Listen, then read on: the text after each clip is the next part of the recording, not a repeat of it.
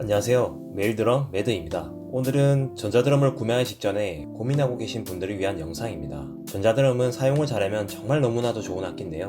그런데 전자드럼의 특성에 대해서 잘 모르신 상태에서 외관이나 금액만 고려해서 덜컥 구매하셨다가 막상 쳐보고 난 뒤에 마음에 안 들어서 후회하시는 분들이 있습니다. 그러한 불상사를 막아드리고자 오늘 영상을 올리게 되었는데요. 지금부터 말씀드릴 전자드럼을 구매하기 전에 고려해야 할 5가지 사항을 숙지하신다면 전자드럼 구매하실 때 큰 도움이 되실 겁니다. 그럼 지금부터 이 5가지에 대해서 설명드리겠습니다. 첫 번째는 음질입니다. 전자드럼에서 음질은 매우 중요한 요소인데요. 기본적으로 메이저 브랜드일수록 음질이 좋다고 할 수 있습니다. 그냥 편안하게 직접 들어보면 좋겠지만 그냥 쉽게 생각해서 좋은 브랜드일수록 좋다라고 생각하시는 게 편합니다. 유명한 브랜드로는 롤랜드, 야마하, ATV, EF노트라는 브랜드가 있습니다. 롤랜드와 야마하는 아마 많이 들어보셨을 텐데 ATV와 EF노트는 생소하실 겁니다. 참고로 ATV 같은 경우는 다른 브랜드의 경우에는 전자소리로 드럼 소리를 구현하는 반면에 ATV는 어쿠스틱 드럼 소리 자체를 녹음해서 출력하는 방식이기 때문에 사실상 어쿠스틱 드럼 소리와 유사하게 접근해서 다른 브랜드들과 좀 큰 차별성이 있습니다. 그만큼 비쌉니다. 그렇다고 소리 자체가 절대적으로 다른 전자드럼보다 더 좋다라는 의미는 아니고요. 각 브랜드 내에서도 라인업이 다르기 때문에 무조건 ATV가 더 좋고 더 비싸다라는 의미는 아닙니다. 여하튼 저 4개의 브랜드는 모두 오랜 노하우로 훌륭한 소리를 구현해냅니다. 물론 취향에 따라 다를 수 있겠지만 소리에 민감하시다면 저 4개의 메이저 브랜드 중에 하나를 선택하시는 게 좋습니다. 두 번째는 다이나믹과 벨로시티입니다. 갑자기 어려운 용어가 나와서 당황스러우셨을 것 같은데 그렇게 어려운 개념은 아닙니다.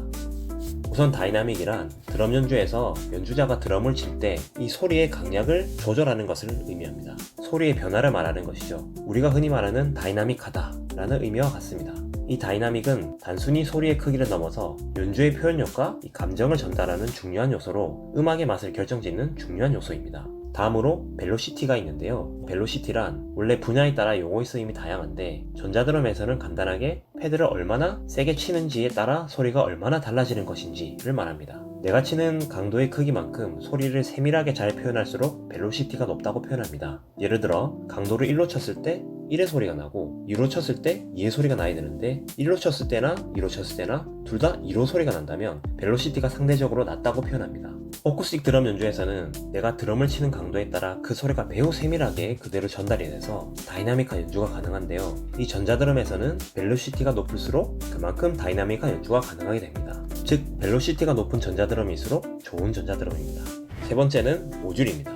모듈은 전자드럼의 머리라고 생각하시면 되는데요. 컴퓨터의 CPU, 자동차의 엔진과 같은 것으로 드럼 패드를 통해 전달된 신호를 소리로 변환해주는 이 소리의 두뇌 역할이자 기타 다른 기능을 구현해주는 핵심 장치입니다. 모듈의 품질과 성능이 전자드럼의 전체적인 사운드에 영향을 미치는 것이죠. 보통 전자드럼에서 이렇게 생긴 애들입니다. 당연히 모듈이 좋을수록 가격이 비싸집니다. 앞서 말씀드린 음질과 벨로시티 성능이 이 모듈의 성능에 따라 정해집니다. 이제 아마 감이 오셨을 텐데요. 예, 맞습니다. 모듈이 전자드럼 성능의 핵심입니다. 음질과 벨로시티 외에도 트리거링이라고 해서 이 드럼 패드를 치는 순간 발생하는 신호를 바로 읽어서 정확한 타이밍에 소리를 내게 해주는 정확성도 모듈에 의해 결정되고 컴퓨터나 다른 음악 장치와 연결 같은 기능도 모듈에 따라 확장성과 편리성이 좌우됩니다.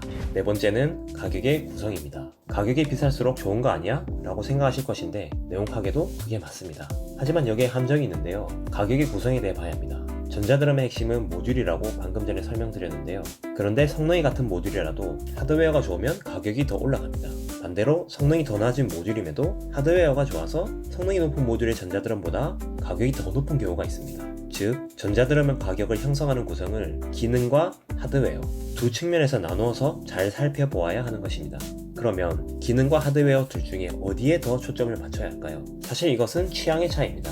소리가 아무리 좋아도 뭔가 하드웨어가 멋지지 않아서 드럼을 칠 맛이 안 나는 분도 계실 것이고 소리가 좀 그래도 하드웨어가 좀 삐까번쩍하면 뭔가 연주하는 맛이 나는 그런 분들도 계실 겁니다. 그런데 제 개인적인 의견으로는 그래도 악기인 만큼 이 소리가 중요하기 때문에 기능에 조금 더 신경을 쓰는 게 맞다고 생각합니다. 이 점을 고려하여 적정하게 밸런스를 맞추시면 될 것 같습니다. 5번째는 용도입니다.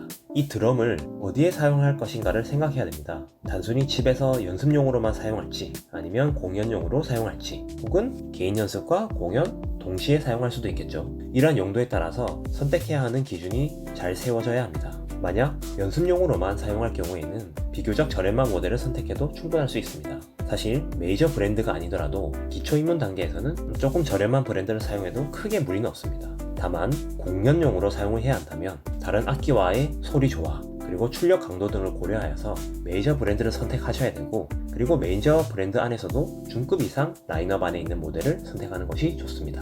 오늘 말씀드린 내용을 간단하게 정리 요약해 드리겠습니다. 전자드럼 구매 시 고려해야 할 필수사항은 총 5가지로 요약할 수 있고요. 첫 번째는 음질은 메이저 브랜드일수록 좋다. 두 번째는 소리의 세밀함을 나타내는 벨로시티이며 벨로시티는 높을수록 좋다. 세 번째는 전자드럼의 핵심은 모듈이며 모듈이 좋을수록 좋다. 네 번째는 가격이 비쌀수록 좋지만 가격의 구성을 기능과 하드웨어 두 가지를 고려해서 판단해야 한다. 다섯 번째는 개인 연습용인지 공연용인지에 따라 전자드럼을 선택해야 한다. 로 정리할 수 있겠습니다. 오늘은 전자드럼 구매 시 고려할 사항에 대해 알아보았는데요. 제가 말씀드린 5가지를 염두에 두시되 결국은 본인의 취향을 확실히 정하시고 구매하는 것이 중요합니다. 저는 그 취향을 정할 수 있는 기준점에 대해 설명드린 것이고요. 제가 설명드린 5가지 사항을 바탕으로 본인 취향에 맞추어 적정한 밸런스를 찾으셔서 만족스러운 구매가 되시길 기원하겠습니다. 오늘 영상이 전자드럼을 구매하는 데 많은 도움이 되셨으면 좋겠습니다. 시청해주셔서 감사합니다.